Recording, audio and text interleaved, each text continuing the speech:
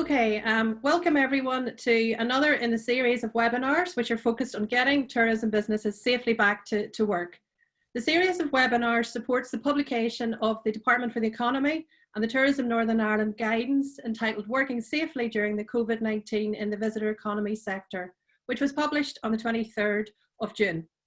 And we did a webinar on the general guidance, which was first aired last Friday, the 26th of June. And this is now available to view on the Tourism Northern Ireland Business Support website for those of you who haven't already seen it. So far this week, we've covered topics such as risk assessment, the all-important document that people are busy putting together, and many of you have been looking at that over the last few weeks.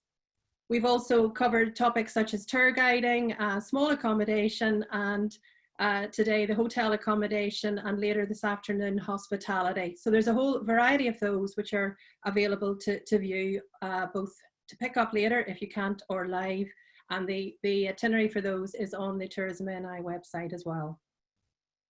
All the webinars have been designed and delivered by Tourism Northern Ireland under the Tourism Enterprise Development Programme, otherwise known as TED. So my name is Sharon Scott. I'm a Tourism Northern Ireland mentor, and I specialise in working with the small tourism businesses across the province, particularly in the areas of clustering and experience development.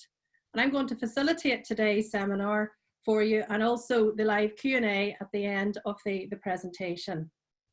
So for this webinar, I'm joined by Janice Gault, the Chief Executive of Northern Ireland Hotel Federation, who many of you in the webinar will know. Has been at the forefront of delivering the guidance for Northern Ireland, and also of being on hand to for yourselves in any questions and queries that you might have. In the general guidance webinar last week, Janice took us through the key issues that were facing the hotel sector in relation to opening. And today's an opportunity to really start to unpack those in more detail and explore some issues that maybe have risen over the last few days, or things on your mind as you approach the reopening, either on the 3rd of July or at a date that you've chosen yourselves. So some questions have already been supplied to us ahead of the webinar today, which we will address. And at the end, I would encourage you to use the chat function in your Zoom settings down at the bottom of your screen, and actually input us some questions as Janice goes through the presentation. I'll pick up on those at the end of the seminar, and we'll actually spend some time dealing on your specific issues if that's required. So I'd encourage you to use the chat section. It's there for your use. So welcome, Janice, and thank you for giving us your time today in what must be an incredibly busy time for you in the run-up to reopening. Thank you, Sharon. Nice to see everybody. And for many people, tomorrow is really D-Day when we start to open.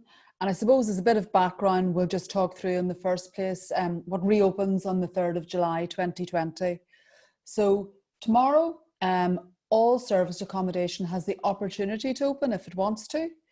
So that's a very important thing. And what we mean by serviced accommodation is guest accommodation, bed and breakfasts, and hotels. You can also have visitor attractions opening, and we reckon that about 70% of the hotels in Northern Ireland will open during the month of July. Some are doing refurbishments. Some people have decided to take the opportunity to paint. Seems to be a big thing for taking off roofs, looking at other stuff. And some people have decided to wait a little bit later because of some other constraints that they have. At this moment, we have no word of any hotel not reopening. Some other businesses have made the decision for a number of different factors that they will not open until next year. And I suppose the real question we've been asked most is, what can I reopen? And around this, there are a lot of myths that have gone around the place. So I just would like to dispel some of those, okay? You can open your bedrooms. Nobody has said that you are constrained in terms of occupancy. As Sharon has already mentioned, reopening is based on you actually providing a risk assessment. So if you have 100 rooms or 30 rooms, if you have 30 rooms and you're happy taking 15 people, 20 people, 30 people, 40 people, whatever it is, you must decide how you feel you can open and how you feel you can open well. Most people have settled on a figure of about 50% for the first weekend. And once they've achieved that, they've closed off. I wouldn't be worried if you don't have 50% at this stage, because this is a little bit of a slow burn with a certain amount of nervousness out there. You can also open your hotel restaurant. You can open it to residents and non-residents. You can open it for afternoon tea. You can open it for breakfast. You can open it for dinner. You can open it for whatever you want to serve in it. There is no time limit. You don't have to people just in for 90 minutes. It really depends on how long you want to serve them. I suppose the bit that's been a bit confusing for people is the bar service. You can open your bar, but when you open your bar, you're only allowed to serve alcohol as an auxiliary service. So it must be with the main table meal as identified in the restaurant licensing measures. So that's an important difference, and that applies to both residents and non-residents. I realise this is a little bit difficult for people to explain to the residents, but a couple of things you may want to look at is maybe offering your residents a drink at the end of the meal when they're at the table, or something to actually control that. I will also say that you can provide your guests with room service drinks as well, or through a mini bar. There's also no maximum table size, but we have urged people to err on the side of caution with this. Most people have gone for a number of between 6 and 8 as their maximum table size. Some people have gone up as far as 10, but you've got to work out how you can service that table, how comfortable you are, how much social interaction there will be, and how you can actually manage that well over the course of the meal. Spa services are due to open on the 6th of July for some treatments. There's a little bit of an anomaly around this, which is hopefully going to be decided in the next day or two. There are certain treatments that are not allowed to be given and others that are, but as I say, it's a little bit of a grey area at the moment. Indoor gyms are allowed to open on the 10th of July. Some hotels have a small gym area which they can open up. You can also serve drink outside to both guests and residents and non-residents, and that can be served without alcohol. Again, we would err on the side of caution here, encouraging people, if it's a casual drink, that's fine. Wouldn't be encouraging people to stay for prolonged periods of time. And certainly a lot of places are actually taking bookings for outside tables as well as inside tables. I will say these areas, including pavement areas, are to be treated slightly differently. If you own the land outside your property, which many hotels do, and it is licensed, you can serve drink on it. If it is a pavement area, you need to have some form of a pavement license or an occasional license to dispense alcohol on it, and that's an important distinction. And now I'll hand you back to Sharon, who'll take you through a couple of people who are about to open. And now we're going to look at 2 best practice examples from 2 hoteliers who are about to embark on opening from this Friday, the 3rd of July. Hi, I'm Bridget Keeley. I am the Marketing Director for McKeever Hotel Group. We have one property in the Republic of Ireland in County Donegal, which opened on Monday. 3 of our properties, Corscorn Hotel, the Adair Arms Hotel in Ballymena, and Dunsilley Hotel in Antrim, are due to open now on the 3rd of July, which we're very excited about. And our final property, Nadry Hotel and Gardens, will be opening on the 6th of July. Good afternoon, my name is Jason Foodie. I'm the General Manager here at Killeavy Castle Estate. Relatively new property, so we were only opened 11 months by the time we had to reclose or close for COVID. So we opened on Easter Monday of 2019 and then closed naturally in mid-March. We're reopening this Friday, 3rd of July, and looking forward to getting back to a bit of normality. So Bridget, what have you been doing in your planning to get back and ready for opening from the 3rd of July? Well, there's been a lot going on, as you could imagine. We have been really looking at risk assessments. I think risk assessments have been the major and vital piece for us. It's really highlighted our training procedures, our protocols, and getting every team member back in, and the new procedures around what they will have to do to protect themselves, protect guests, and protect the business ultimately. Things operationally from a guest point of view, there's going to be, the signage telling people about their distance for lifts, screens for receptions, extra cleaning around the place, and we'll also be doing sanitized menus, QR codes, that sort of thing. We're just trying to really limit the amount of high touch points that there is within the procedures, and trying our best to keep everybody socially distanced. You've mentioned there the whole idea of the risk assessment, and we know how important those are for everybody. And when we look at risk assessments, we've heard a lot of talk about the idea of pinch points. Where is the pinch point for your business, and what measures have you put in place to address that? Where do you see as your key pinch points in the hotel? To be honest, like there's quite a few. Obviously, there is a whole area around the social distance, and now it has been moved to 1 meter, which is great. The pinch point for us really is like the staff confidence of, well, what do we do if a table decides to pull up beside another table? Do we go and separate that? Do we let that happen? You know, when will gatherings be allowed to happen? When will events be allowed to happen? How would you keep that socially distanced as well? You know, these are the sort of conversations that we're having, you know, because a lot of our hotels rely on that event business, and there currently is no guidance out around that. What we're doing in the meantime is trying to utilize the areas that we have. You know, we are expanding into using our outside spaces. We're using areas at the hotel that weren't necessarily used for restaurant before, so we're expanding into those areas to try to keep the capacity and keep the business viable, to be honest, in the short term. And what about check-in? How are you coping with that when visitors first arrive in the property? Well, check-in will be very seamless. You know, there'll be no more sort of handing over of receipts and things like that. We will be sanitizing all key cards so that it's produced in an envelope, and guest information will all already be in the systems. So there's no signing of papers and this long drawn out process that people are usually used to. All the information then on breakfast and room service and everything will be on people's TV, so they'll be able to just get all that information there. So there's no guest directories and magazines and so on and so forth, all the things that we put in, and now we go, why do we put all that in? Yeah. Okay, thank you. Jason, tell us a bit about your reopening plans as you move back to the big date of the 3rd of July. Yeah, so I suppose guidelines, great to get these. I suppose clear direction of what we should do and what we should look at. So, but at all times we've looked at the guidelines at a management level, and then taken that down then into a departmental level, and then from a departmental point of view, getting all of the staff fully involved in that. So this is down to staff briefings and making sure that staff are fully involved in, I suppose, not alone the customer's journey, but also their journey within the hotel here as well, and reducing and minimizing that risk. But equally at the same time, taking, I suppose, a measured, balanced, proportionate response to what life will be like when we reopen.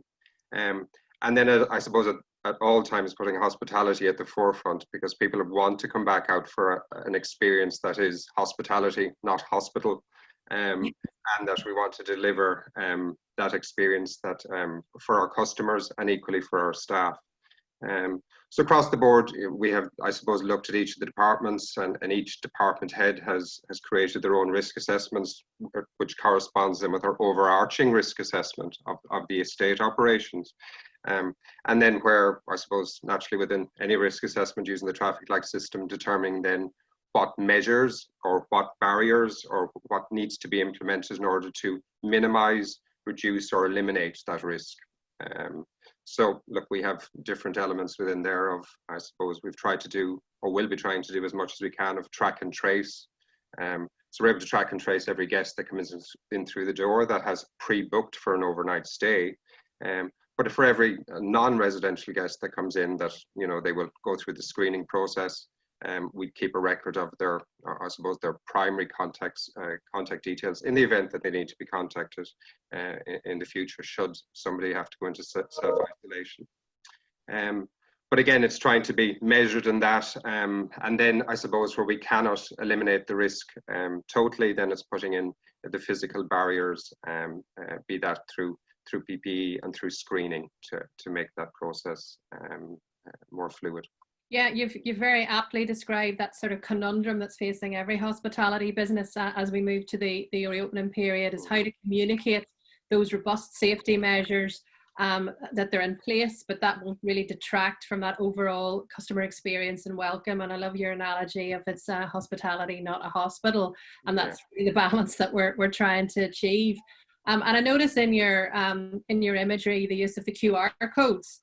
Tell us a little bit more about how you're using QR codes to communicate here. Well, I suppose going back, I suppose nearly 2 months at this stage, we did communicate our COVID sanitation procedure, which would be on our website and in the public domain, where we've tried to communicate that from a soft point of view, because hospitality or hotel products at the end of the day have been clean and safe places to work and to come and experience, but it's finding the balance of communicating that then to the customer. I know from my own point of view, if you wanted to come away and have an experience, you still want to be able to get that physical menu in the restaurant or in the bar, but which we will still have there, but naturally they'll be sanitized and unsanitized stations whereby they would have to be cleaned down before and after. But then for those that are a little bit more, let's say, tech savvy, the QR codes are able to come in. So at each of the entrants coming in, naturally all of our signage would have the QR code, which details the sanitation procedures. And then they can download those. And equally, that is communicated to all customers, both residents and non-residents, before they arrive, so that they know what to expect. So they know if they arrive at the hotel and they're above 38 degrees, that they will be asked for a second check to be taken in the place, and that they may be refused entry into the hotel. So I think information is king, but you don't want to overemphasize it or overkill it, that people are so afraid to actually come away, because we're all eager and want to get back to a bit of normality. So I suppose that communication of that procedure with has happened through all of our confirmations for the past number of weeks. And then when the guest actually arrives, it's that personal touch using social distancing, whereby it's either the spa reception or the hotel main reception or the concierge that take guests through that journey as to what to expect. And then I suppose pass ownership to some degree back to the customer, but of course monitoring it as well and enforcing it. That I suppose they give that peace of mind that once you're in here, you're in a safe place, enjoy it, but be practical and be socially responsible at the same time. Thank you, everybody. Thank you, and good luck to Brigitte and Jason on July and the weeks and months ahead. Thank you. So I suppose from our point of view, what we're looking at is what can you actually open today? And this is a very important point to make. What you open today may change by next week, and that's something that we will try and keep people aware of.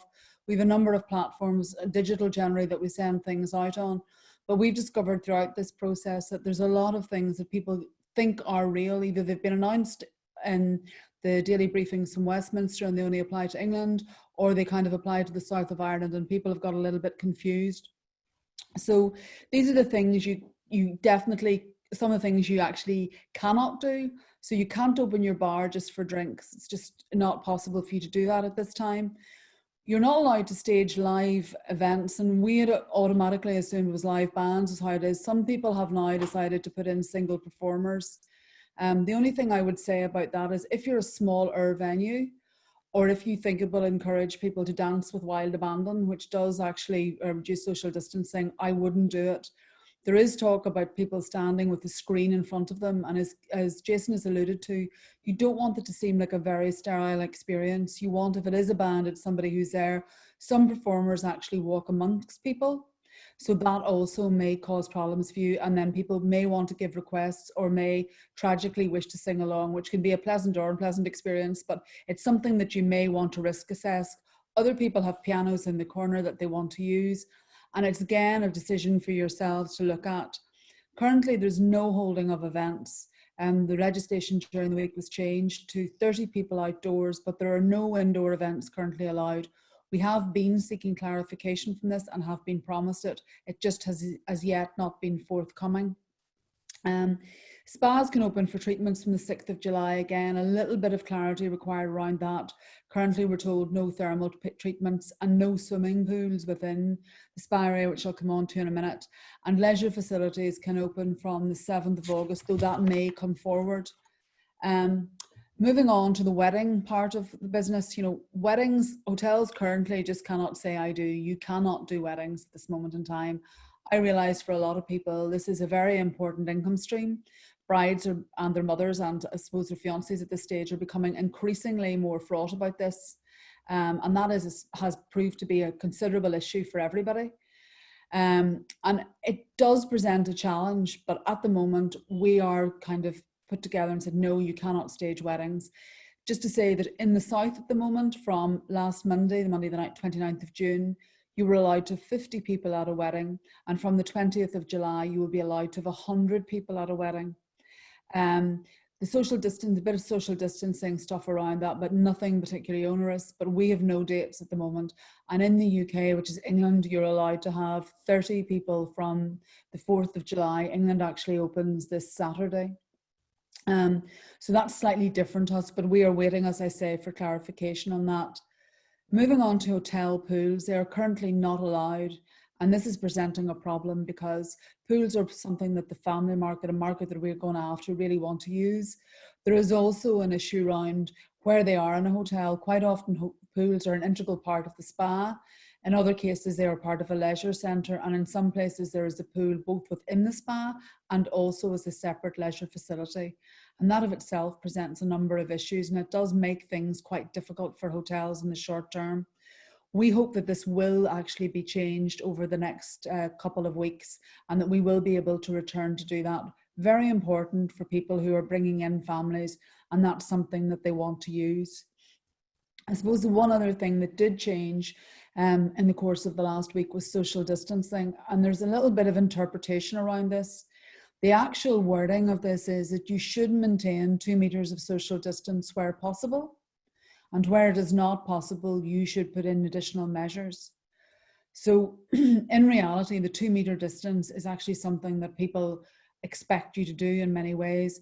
And the other thing I would say is that some customers are, I've actually seen recent surveys which show that customers are 50% happier with 2 meters than they are with 1 meter. So that's something that you may wish to consider.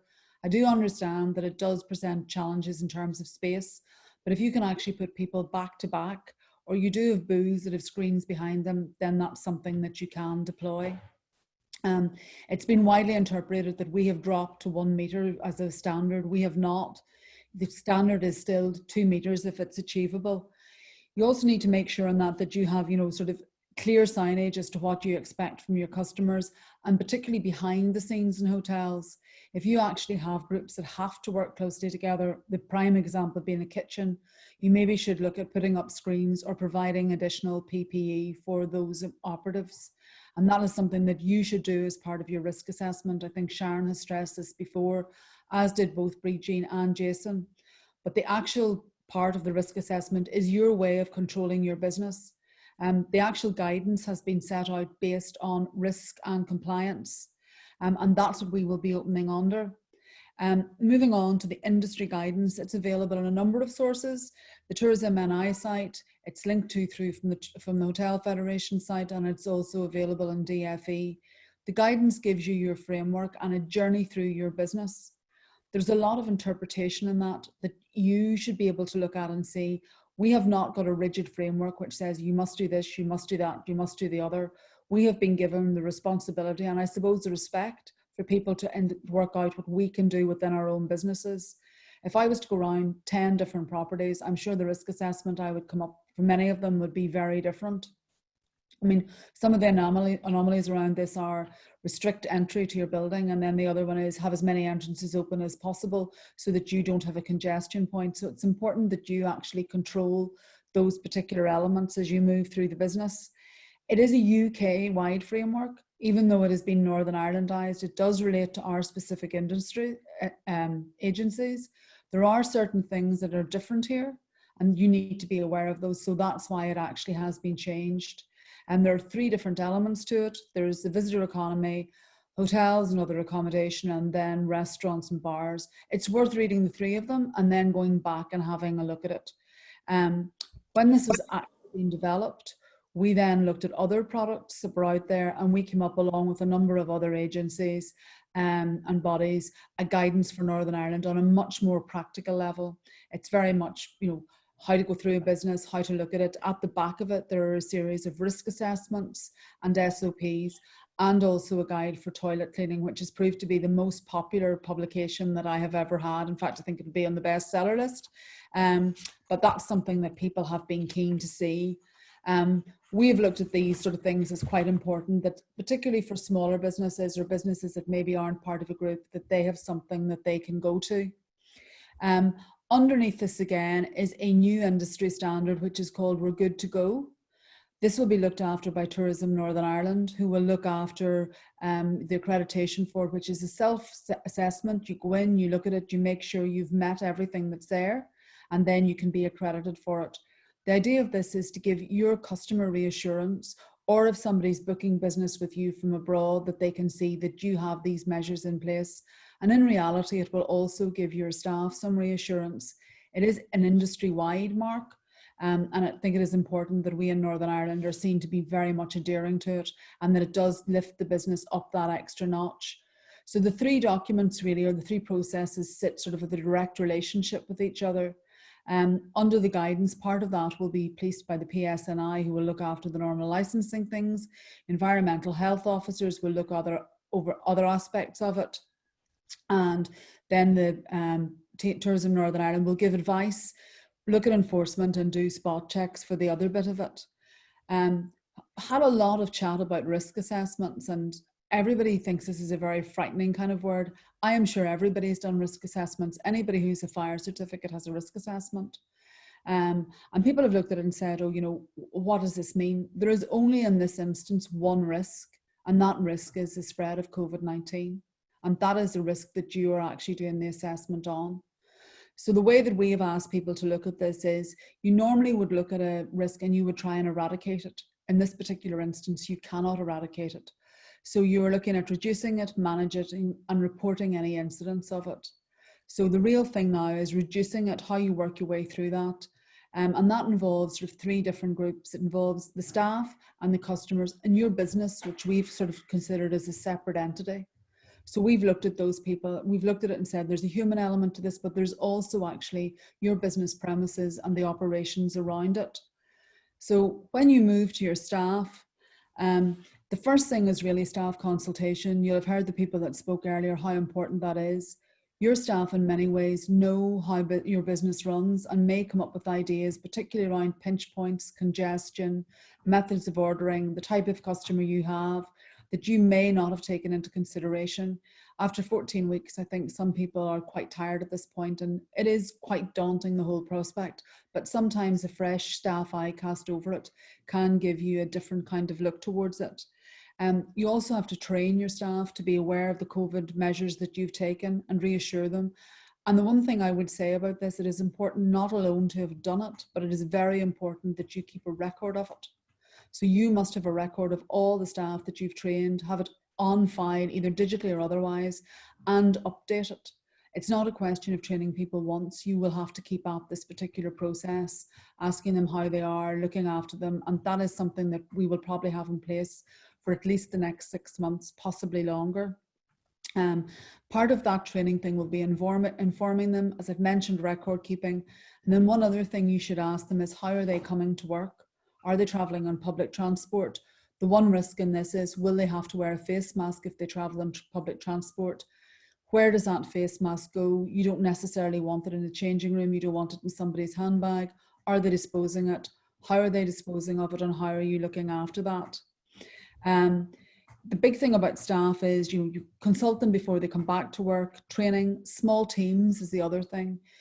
If you have a reduced sort of, maybe do for shorter shifts with fewer people, so that if you're going for contract tracing, you maybe have 6 people on that team or 8 people. So you can actually work out who exactly was on it, so that you sort of have a better way of containing things. Ensuring social distancing and staff is important, particularly on breaks and in the staff changing rooms. Not wishing to pick on smokers, but they seem to be one question I've been asked a lot. If your staff take smoke breaks, they need to be 2 meters apart. And if you have an area that doesn't afford that, then they are going one at a time to do it. The same with staff, if you have a staff canteen, a staff changing room, you need to make sure that you facilitate your staff in going into that area, that they can maintain social distancing. Their uniforms, they should not wear their uniforms traveling to and from work. They should change when they come to work, and uniforms shouldn't go over shifts. Some people maybe previously, where they had a short shift, would have worn the same uniform over 2 shifts. That should not happen. And if your staff wash their own uniforms, they should wash them at 60 degrees centigrade, or if you wash them, that's how they should be washed and laundered and returned to them. You also sort of offer your staff increased sanitation. encourage them to go off the floor to wash their hands.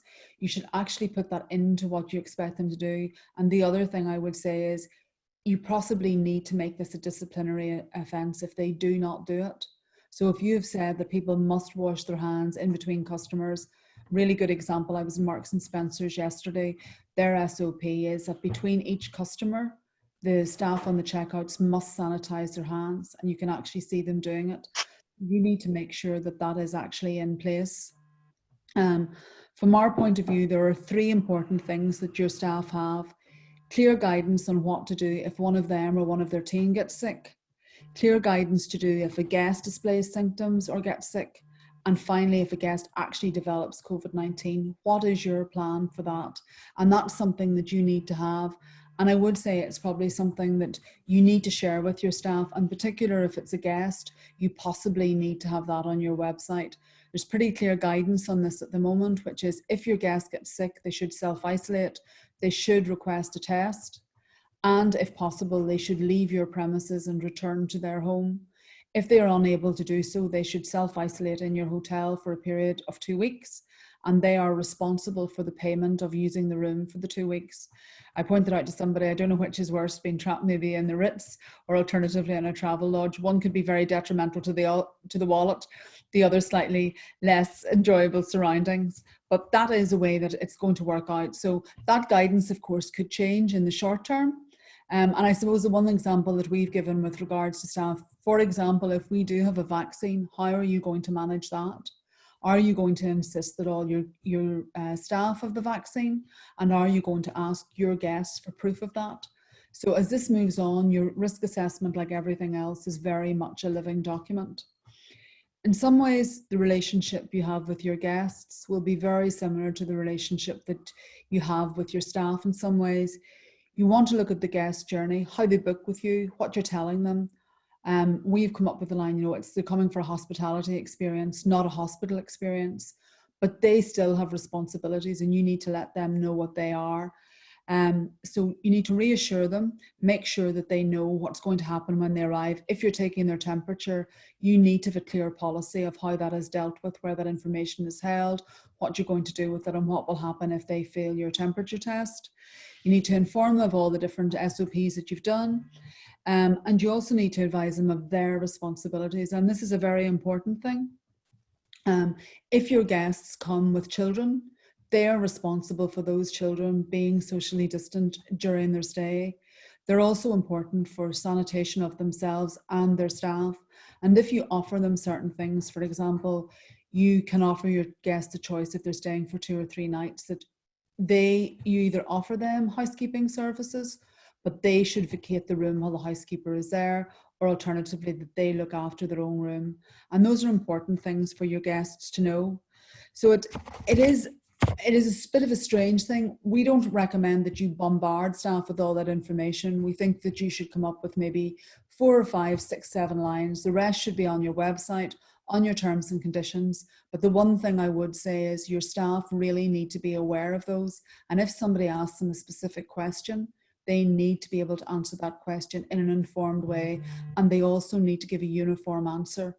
There's no point in one person saying one thing and then the next person giving an answer that's completely different.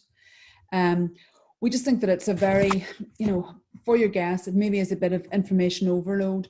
I've just come off a call where we've looked at visitor sentiment, and the visitor sentiment is still very, very much around this idea of safety and security, very keen to make sure that they're staying in a clean environment.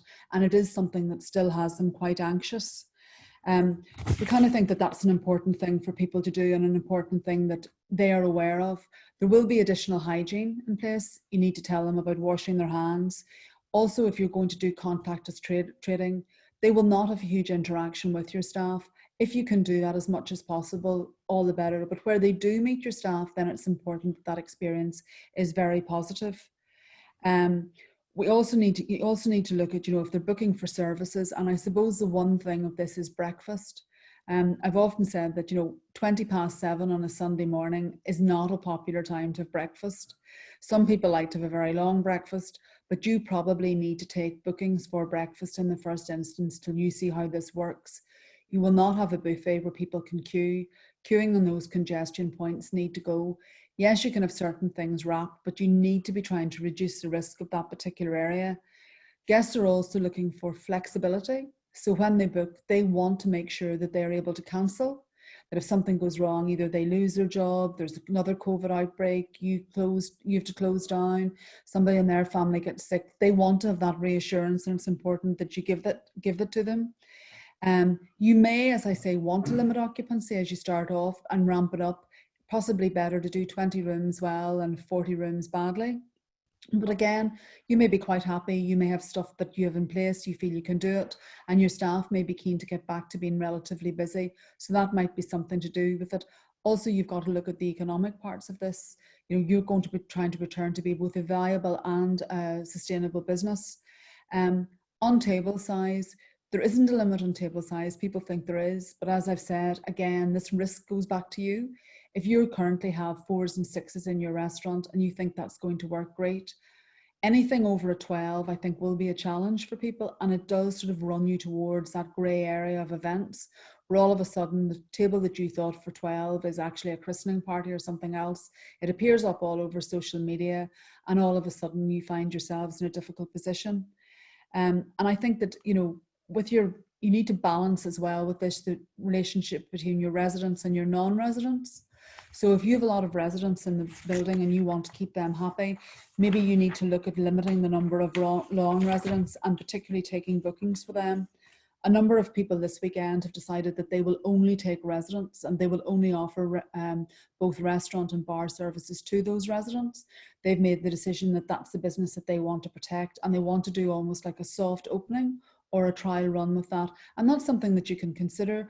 Other people have felt it's better to sort of have a bit of a mix of an offer. They have a lot of drop-in trade. And certainly the experience of people this weekend seems to be that food and beverage is a very popular, very much in demand.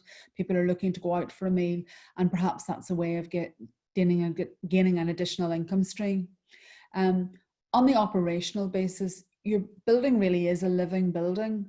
We operate a slightly different way to all other businesses.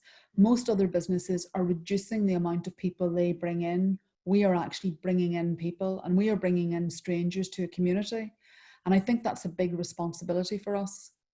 And it also means you don't want to see big queues of people outside. You want to have it well managed. You want to look after that. The PSNI are on hand this weekend. They're well ramped up. They are not out in an enforcement mission. They're out to help people, to engage with them. If you need help, you know, have you talked to your local PSNI officer to make sure that you know what you're opening? Can they help you? Do they have their number? The same too, you know, if you have concerns about medical things, do you have a doctor? Do your staff have a doctor's number and stuff like that? Those are all things that, you know, may be worth considering and may give your staff additional reassurance. From our point of view, you know, I look at this and I see these things changing every day. What started out a week ago, all of a sudden is changing, you know, a day and daily. We sort of think that the whole accreditation thing is very important here in an operational fund, looking at your SOPs, making sure they've been reviewed, looking at how you're going to deal with those, how you're going to bring them to life, and also this question of social distancing. No doubt this weekend there will be areas where you have thought that social distancing is very difficult and it will prove to be very easy. In other areas where you thought it was going to be very easy, it may be very difficult. One example being lifts. People have said, you know, if you have a lift in your building, one party per lift. Some people may be very averse to going in lifts anyway. They may prefer the stairs, but it's something that you actually need to look at. And I think, you know, from my point of view, it's also the signage issue. You don't want to have signage everywhere. A little signage can give people a lot of reassurance, but a lot of signage can actually make them more nervous than you currently are. And I think if you have a plan, you need to let people know what that is. And if you're the person that's in charge of that plan, if you unfortunately have somebody who ends up having COVID in your business, you really need to have that boxed off as to what you're going to do. That plan needs to be widely available, because if you're not there, or you perhaps are one of the people that is advised to self-isolate, you actually need to make sure that somebody else is able to enact that.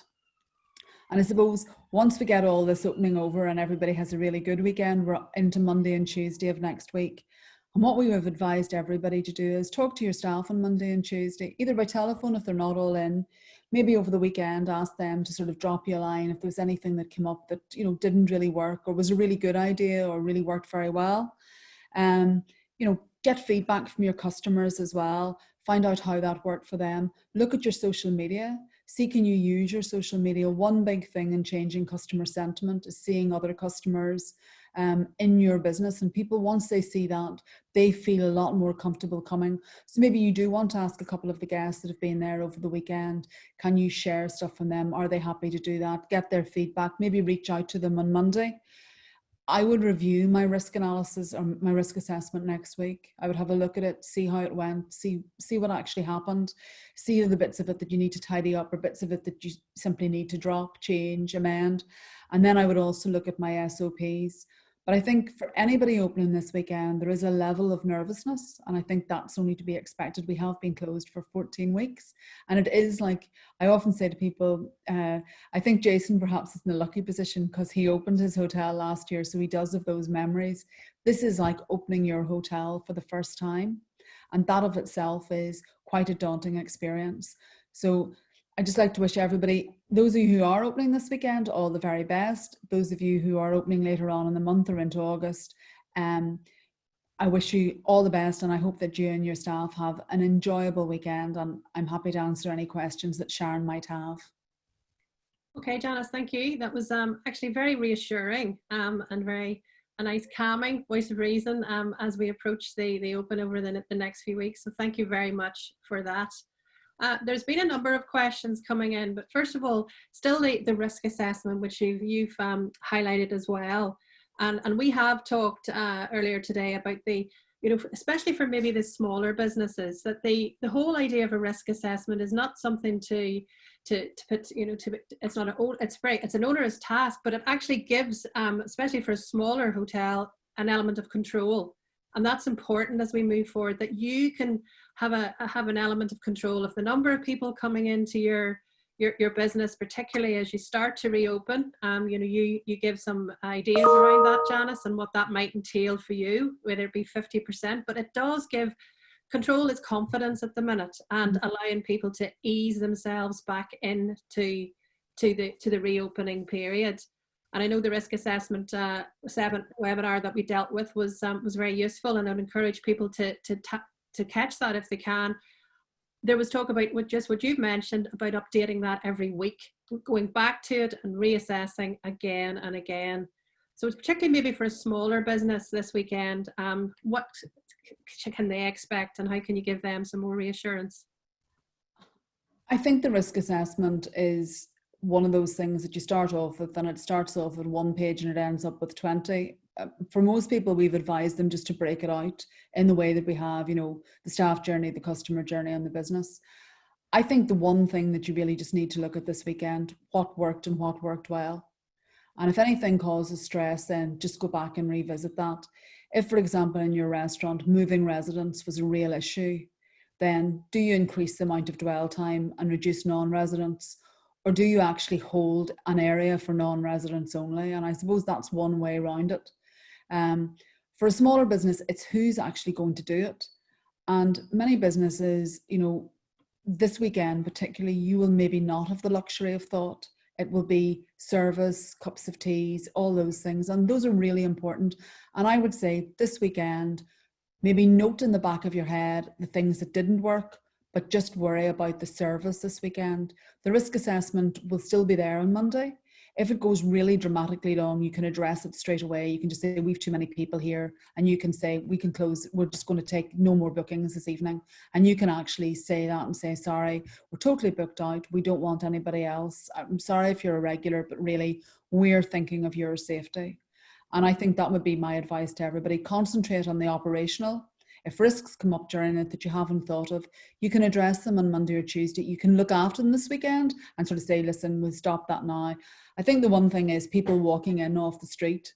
So people walking out off the street and you've outdoor space, you can send them to that. If you say to them, listen, we're very busy now, but we can serve you in an hour, they can come back. And if you can't serve them, you're better saying, actually, I'm sorry, we're actually too busy. Would you like to book another night during the week? And I think that is the other way of doing it. And also, if you do get very busy and you have a reception, maybe let your reception handle a lot of those calls. Keep it away from the operational staff if you can. If you can't, maybe just have a standard answer and say, I'm really sorry, we just can't take you at the moment. But I do think that this weekend is all about delivering that hospitality experience. Okay, thank you, Janice. And yeah, and it's come up in a number of the webinars this week about being honest with the customer. Everybody's in this together. It's new for everyone. And I think that just that open communication and working with them is going to help everybody over the weeks ahead. Someone is actually looking for some guidance. They've got a 6-room property. They're not large enough to have any of the electronic check-in that was maybe highlighted in some of the examples with QR codes. And they're looking for some advice, particularly on that very, very important check-in period. There are 2 ways of doing it. If you have the person's email address, you can simply ask them to fill in a simple form in email. It's quite an easy thing to do. You can set up form stack, or you can even just send a simple email. We would ask you to have the following. You can create just a paper pack if you want when they come in, have it sort of sterilized in a bag with their own pen in it, and say, this is the information that we need to have. You just need to be careful with GDPR where you're holding that information and what you're doing with it. But you can set up a secure form online, just actually put it in there and say to them, could you fill this out before you come? And then the only thing you maybe take is payment when they arrive. For a smaller business, this will be a challenge. I mean, there's no question about that. But there are ways of doing it. Don't use the same pen as them. Be careful how they do it. You can, get them to do it on an iPad, cleanse the iPad before they come in, cleanse it after they go. Offer them take payment when they arrive so that they don't have to come a second time. Ask them, they don't have to check out with you, just put the key. If it is a smaller property, quite often it is a key. So they would drop a key in a box and you would put a sign on it to say that these have been sanitized. So that would really be the way of handling it. You could very simply phone them up before they came, ask them to phone you, you go through the details, have a card waiting for them that is completed, and that could be your way out of it. You do want to say hello to them, particularly if they're coming to you and you're a smaller property. There is that human touch. You don't really want to see somebody in a Yasmax suit on there going like, by the way, you're welcome. But I sometimes think if you have the phone call before they come and you say to them, these will be the plans when you arrive, please can you fill this in, or can you give us these details? Then that is the way around it, and just reduce that. Have a hand sanitizer on the table when they check in, get them to do their hands. But the thing is not sharing a lot of kind of that equipment. But if you can do it, I believe that you can probably do it electronically, even at a very basic level, and that could make your life quite a bit easier. Thank you. Very comprehensive answer. Thank you for that. Also, around this conundrum has come up time and time again, the whole idea of face masks and whether you should or you shouldn't. And it was quite aptly summed up earlier on in the week. Is it PPE or not PPE? That is the question. And that is really very much the question in the hospitality sector. I think this is a decision for businesses themselves. And it's been clear from the general advice is, if you feel it is not appropriate for your service, you do not have to do it. I mean, I have seen certain businesses that are out with visors. A very good example, I was in Boots the other day. One girl had on a visor, one girl had on a face mask, and one girl had on nothing. And that was their choice. So I think your staff may want it in the short term. I certainly would recommend that for housekeeping staff. The question is, what are you going to do with it? So if I'm working a 6-hour shift, realistically, I probably would go through 3 masks of a disposable nature in a 6-hour shift. If I go outside to have a drink or I go outside to smoke, I will get a new mask. And that is quite the challenge. And also, what are you going to do with it afterwards? However, if I'm in a kitchen and I'm working, maybe there are 4 of us, it's a small kitchen, I might look at a visor option, which is less intrusive, easier to breathe, and does give that extra protection. The same if I'm greeting somebody across a pass. If my pass is quite short and I'm passing food over it, it might be an idea for your chef actually to look at that. Certainly with housekeeping, I would be looking at, aprons, gloves, hand sanitizing between rooms, changing how you actually do things. Do you double bag laundry? What the guests put out, what you put in the guest room. In reality, you can leave your tea and coffee tray in the guest room, but you've got to reassure them that that's safe. And when they go, you will be taking out that tray and putting in a fresh one. That's one of the sort of the funny sides of this. You'll be taking that out. Tea, coffee, anything you leave in that room, realistically, you are going to be dumping. I mean, as Bridget rightly said, we've spent our life filling room with cushions, magazines, 47,000 pieces of paper. Now all that has to go. So, if you say to your guests, you leave them, say, a tea, a coffee, a sugar, whatever it is, you leave it there, you leave it in a sealed bag. If that bag's not broken, you can sanitize the outside of it, but you're still going to have to take away the cups and saucers and do that. So you might be better doing a coffee tray on request. And if somebody says to you, listen, we'd like to have tea, and leave a little sign there saying, we do offer tea and coffee. We'd love you to enjoy that. Please give it. The other side of this, it might be an opportunity to upsell it to them. If they come to the room and they find there's no tea and coffee, they may be at the stage, possibly like many of us, where they fancy a glass of wine or something instead. So it might be an opportunity for you to actually upsell. I suppose the other one piece of advice I would give to people this weekend is to make sure that they have enough staff on reception to cover room service and other requests, because they will be quite plentiful. A really good one, hotels love leaving about 6 towels, and I, like most hotel guests, love using them. This weekend, you may only need 2. So the following morning, somebody might ring you down and say, can I have more towels? Can I have more this? Can I have more that? Can I have more the other? And that is one thing that I think will be important this weekend, that you do have that opportunity. Also, with line with drinks, you may say to guests at the end of the meal, would you like another drink? And that's fine. They may have a drink at the end of the meal. They then may want more drink, which you cannot serve to them in your bar. So they may go with a bottle of wine or a glass of wine each to their bedroom. And that's something that you possibly need to be aware of as well. Okay, thank you. Right, we're going to turn, and you've talked about your SOPs, or your standard operating procedures. And I'm going to ask you about your pet subject. You're the specialist of all things toilets in Northern Ireland at the minute. And that's come up actually in a few of the questions, particularly around the communal areas in reception and places like that off the restaurant. Some advice on how you manage the flow of guests through the toilets. Most people have 2 doors in toilets, and that of itself is a bit of an issue. You can wedge one of those doors open. Hygienically, you may not wish to, but you can actually do that. If your toilets are cubicled, social distancing is in effect solved, because you have the ability to socially distance when you're in there. If you have urinals, you may consider actually blocking off one of the urinals that's there, or putting a screen between it, because you're trying to balance people needing to go to the bathroom versus the social distancing and the congestion issue. So if you only have 2 urinals and you only let one person go at a time, that can be quite a challenge. So you need to maybe screen those off. The other thing that you possibly want to do is, there are quite expensive electronic products, which in the long run are, for a lot of people, just unfeasible. So what we have suggested is that people have a sanitation unit outside the door of their toilet, be it a simple sort of table with a hand sanitizer and a sign say, please sanitize. This is a touch point. You sanitize your hands before you go in, and you sanitize your hands after you've actually washed them, which might seem strange, but you actually have to touch 2 doors again.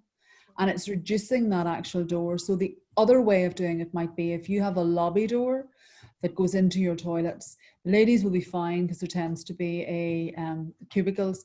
I don't recommend wedging the door of your men's toilets open if you have open urinals, because I don't necessarily think that's something that people wish to observe.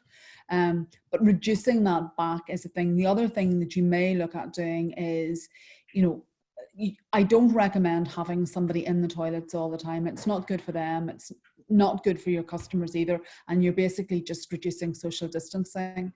We've recommended that people clean the toilets more often, that sign is up there, that's done quite a bit more often. But the secret is really the touch point thing and reducing that back. You may also want to look at really limiting your toilet use, and this kind of a bit odd. Quite often in cities and sort of in the country, people will just drop in to use your toilet. You may actually just say, actually, our toilets at the moment are really for customer use only, and try and kind of maintain that. maybe move, if they are in a sight line, try and keep somebody maybe there. And if a person opens the door and there are two people, if you have two cubicles and they are both full, that person probably can wait inside or just outside the door. The thing for you is, this is the question of, can you wedge your door open or not? And that is part of it. I think you do need to cleanse more often, and I think the person who is in the bathroom probably does need additional PPE, and that's something that I would look at, and probably fresh PPE for each time they actually go in and sanitize those units. Plus, you also need to look, are all your bins covered? Do they all have tops on them? What are you doing with paper waste? How are you bagging it? How are you getting rid of it? Is the actual liquid soap that you're using an antibacterial soap? What products are you using on your toilets? And what are you actually going to clean? Maybe looking at actually increasing that in terms of what you're going to do. Some of the hygiene providers actually have a fluid that can go out through your ventilation system that can actually help with bacteria and stuff like that. So that is actually worth looking at. If you have toilets in your bathroom, it is actually worth opening them. I realise this may present a bit of a security risk if there are sort of larger windows, or even at the top, people can make themselves very small to get into places. But it is actually worth opening those windows and keeping them open, or alternatively having them set that you have plenty of air coming through the building. And those are all, important things. Is there a procedure if the person goes in and finds five paper towels lying on the floor? What do they do then? Do you have a procedure for that? Where does that go? You rightly should double bag that waste. You want to make sure that your actual toilet bins are not overflowing. And one of the things about it is, what do you actually do about that? Do you put in two bins? Do you put in two medium? I would say the two medium-sized bins in many ways probably better than one very large bin. And if you have a long run of sinks, it might be better putting two bins at either end. Urinals I'm not as good on, Sharon. I can give you the lowdown on them, but that's my kind of general view in the toilet world. Yeah, we did call you the guru of all things toilet, and I think you've just reiterated that point. So thank you. That was very. We do. There is actually a special checklist for toilets which you can go down through, which is on our website, and it is available in a Word version. If anybody wants it, just send through an email to. Our address is office@nihf.co.uk. And we'd send you it back in a Word version if you want to brand it for yourselves, or you want to actually print off copies of it. Yes, and I would certainly recommend that document. I've seen it myself and encourage some of the businesses that I work with to use it.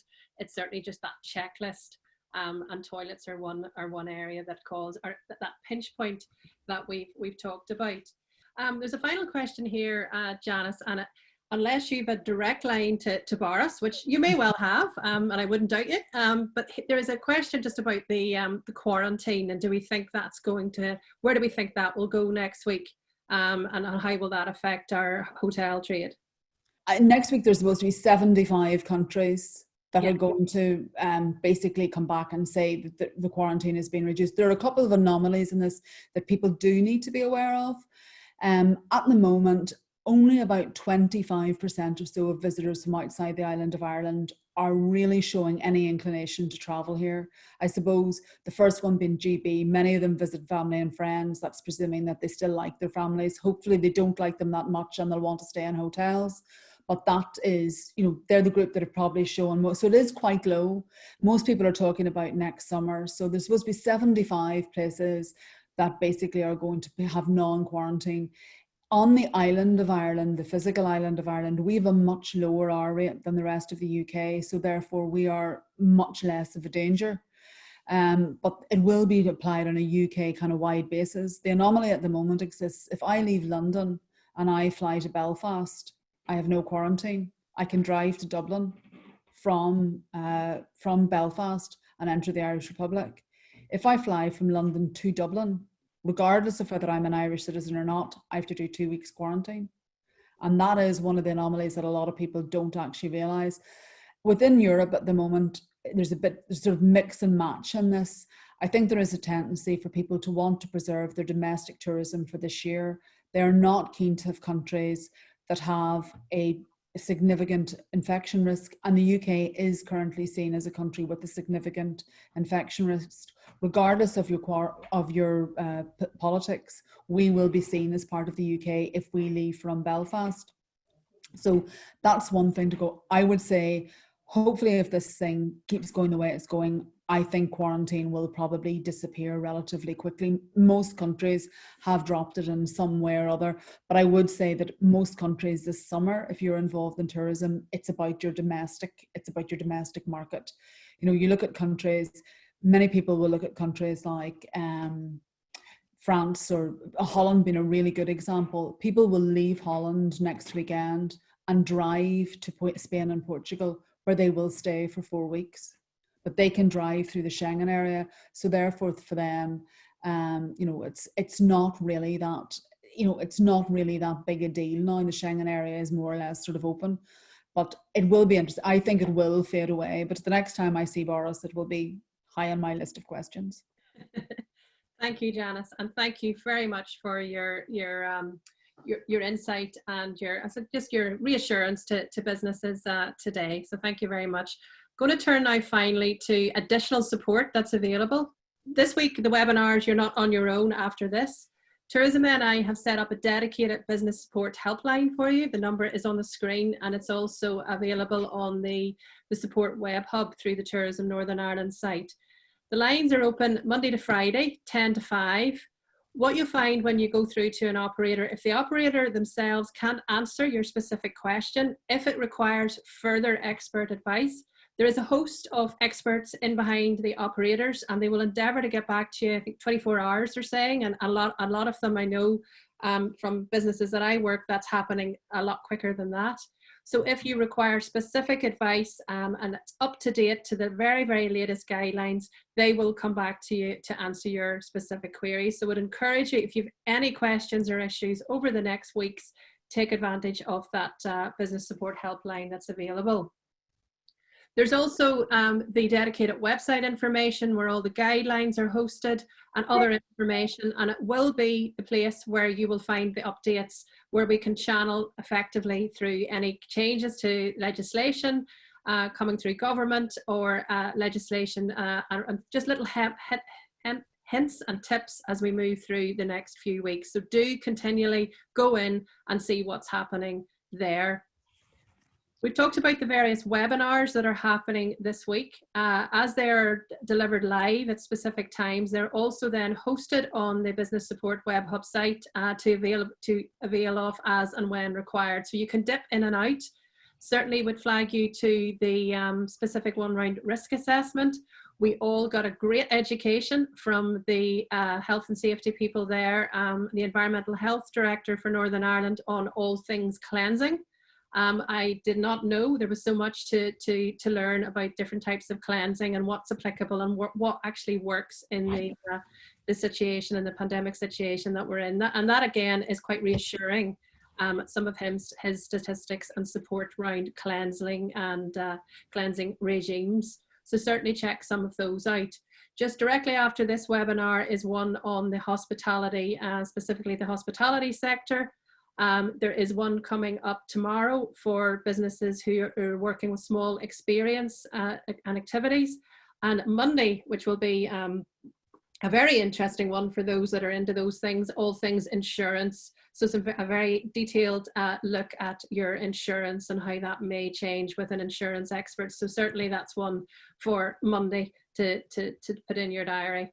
Lots of practice, good practice, hints and tips and chances to answer additional questions that you may have. So just to finally bring this webinar to a close, there is specialised help, particularly around legal, insurance, health and safety for you out there. Do work together. I know the cluster businesses that I'm working with are doing an awful lot just to help each other. So do communicate with your peers. This is a time and we are all in this together. And that's something that certainly will get us through.